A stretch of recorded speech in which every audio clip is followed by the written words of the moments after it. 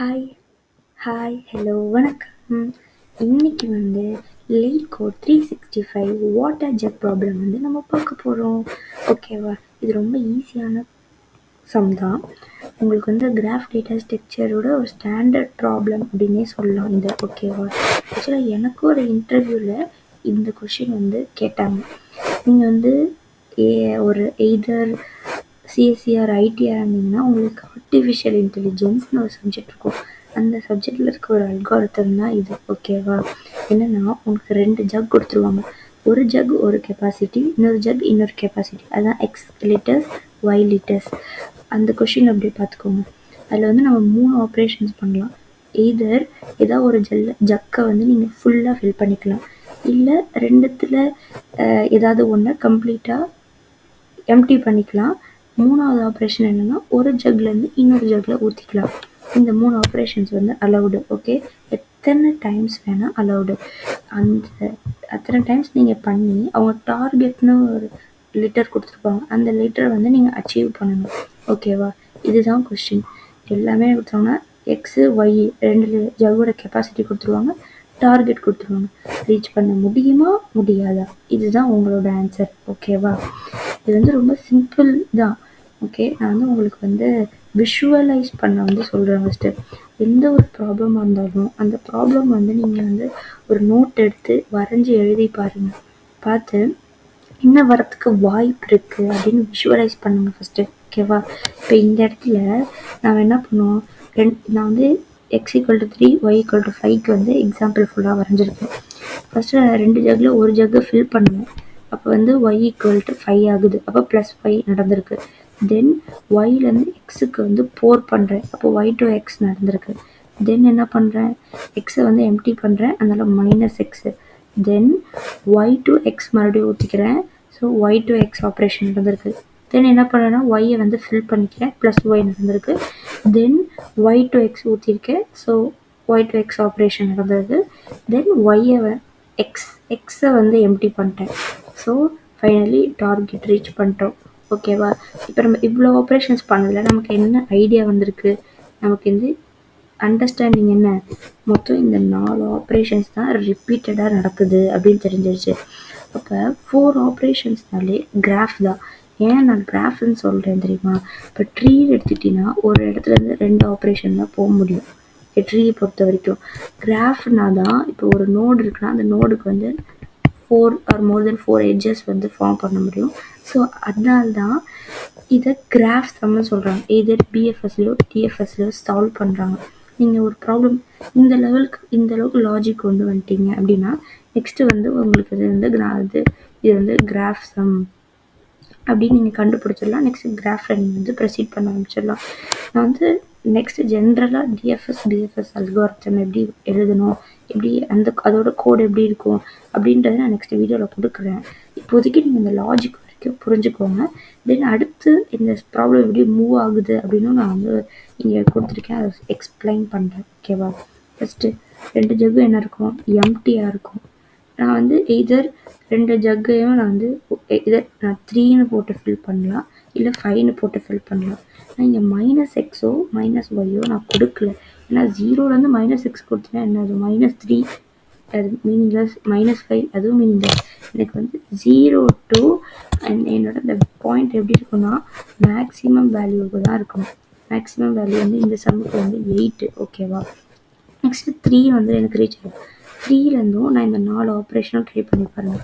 4 try பண்ணிங்கன்னா வேலிடாக வர்றது வந்து என்ன இருக்குன்னா 6 and 8 தான் இருக்கும். தென் நீங்கள் இதெல்லாம் வந்து அகெயின் ரிப்பீட்டடாக நீங்கள் வந்து ரீச் ஆன நம்பரே ரீச் ஆகக்கூடாது. இப்போ இடத்துல 3 இருக்குது, -3 பண்ணேன்னா அகெயின் 0 தான் எனக்கு கிடைக்கும். அதனால் நான் என்ன பண்ணேன்னா ரீச் ஆக விசிட்டட் ஒன்று போட்டுக்கிறேன். ஓகேவா? 0 அடுத்து 3 விசிட்டட், நெக்ஸ்ட்டு 5 விசிட்டடில் வந்துடும். இப்போ 3லேருந்து நான் வந்து வேலிடாக அந்த 4 ஆப்ரேஷன் ட்ரை பண்ணி பார்ப்பேன். 4மே ட்ரை பண்ணதில் எனக்கு என்ன ஆகுது, 6 தான் வேலிடாக வருது. அப்போ 6 விசிட்டடில் போட்டுக்கிறேன். அதே மாதிரி இன்னும் இந்த 8ம் வேலிடாக கிடச்சிருக்கு. அப்போ 8 போட்டுக்கிறேன். நெக்ஸ்ட் இந்த 5 சைடு வந்தீங்கன்னா -3 பண்ண மட்டும் தான் வேலிடாக இருக்கும். 2 கிடைக்கும். 2வை விசிட்டடில் சேர்த்துக்கிறேன். அதே மாதிரி நான் ஒன்று பண்ணிட்டு தான் எனக்கு ஃபைனலாக 4 ரீச் ஆகிடும். நான் ஆப்ரேஷனை ஸ்டாப் பண்ணிடலாம். இந்த சைடு போகணும்னு அவசியம் இல்லை. இந்த பிரெத்து வைஸ் சர்ச் அப்படின்னா இது ஒரு பிரெத்து, ஓகேவா, இது ஒரு பிரெத்து, இது ஒரு பிரெத்து, இது மாதிரி இது எல்லாத்தையும் தான் நான் வந்து பிரெத்துன்னு சொல்கிறேன், ஓகேவா. அதுதான் பிரெத் வைஸ் சர்ச். ஃபைனலாக எனக்கு வந்து 4 ரீச் ஆயிடுச்சு. நான் ஆப்ரேஷன் ஸ்டாப் பண்ணிடலாம். ஸ்டாப் பண்ணிட்டு ட்ரூன்னு ரிட்டர்ன் பண்ணிடலாம், ஓகேவா. நார்மலாக பிஎஃப்எஸ் வந்து கியூ டேட்டா ஸ்ட்ரக்சரில் பண்ணுவாங்க. அது மாதிரி நான் ஒரு பிரெத்தில் இருக்க கியூவையும் ஃபஸ்ட்டு என்ன 0, நெக்ஸ்ட்டு 3 போடுவேன், நெக்ஸ்ட்டு 5 போடுவேன். இது ஒன்று வெளியே எடுத்து தான், கியூவில் ஒரு எலமெண்ட்டாக வெளியே எடுத்து தான் நான் வந்து அந்த 4 ஆப்ரேஷனுமே பண்ணி பார்ப்பேன், ஓகேவா. இதை வந்து கோடாக நம்ம பார்க்கலாம். அதுக்கு முன்னாடி இன்னும் 2 எக்ஸாம்பிள்ஸ் மட்டும் பார்த்துடலாம்.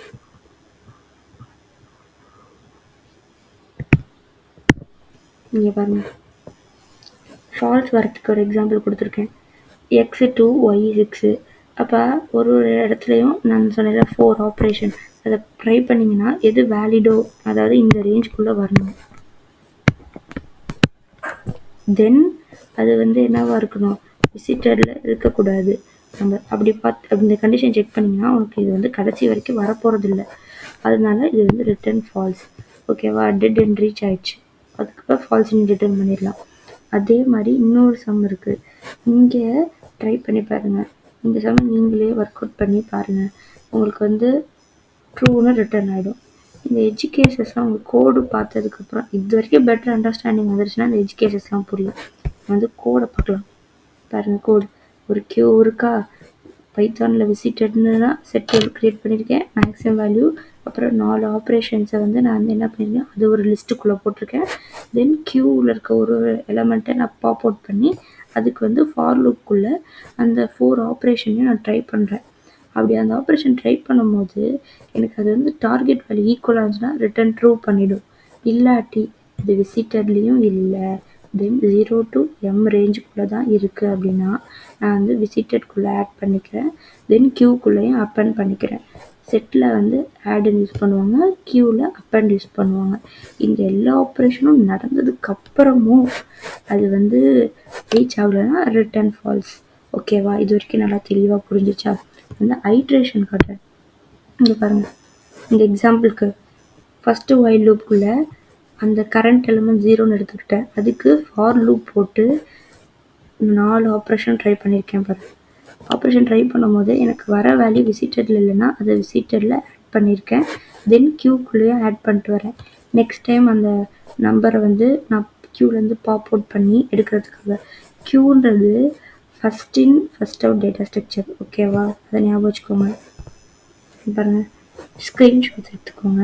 அடுத்த ஐட்ரேஷன்ஸ் எப்படி தெரியுது பாருங்கள். இதில் அடுத்து இங்கே எடுத்து பாருங்கள், 6 வந்து விசிட்டரில் இல்லை, விசிட்டரில் போட்டுக்கிறேன், கியூவில் ஆட் பண்ணிக்கிறேன், ஓகேவா. ஆப்ரேஷன்ஸ் ட்ரை பண்ணி ஒரு இதில் ஒரு பிரெத் வைஸ் அப்படியே சர்ச் பண்ணிட்டே வருது பாருங்கள். இதுதான் ஃபைனலாக எனக்கு வந்து இந்த 7th வைல் லூப் வரும்போது எனக்கு அந்த பாயிண்ட் வந்து டார்கெட்டுக்கு ஈக்குவல் ஆகிடுது. நான் ரிட்டர்ன் ட்ரூ பண்ணிடுறேன், ஓகேவா.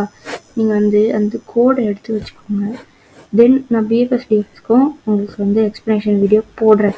கிராஃப் வந்து இதே மாதிரி தான் நம்பர் ஆஃப் ஐலண்ட்ஸு, ரோட் அண்ட் ஆரேஞ்சஸு, இந்த ப்ராப்ளம்ஸும் இதே கான்செப்டில் தான் ஒர்க் ஆகும், ஓகேவா.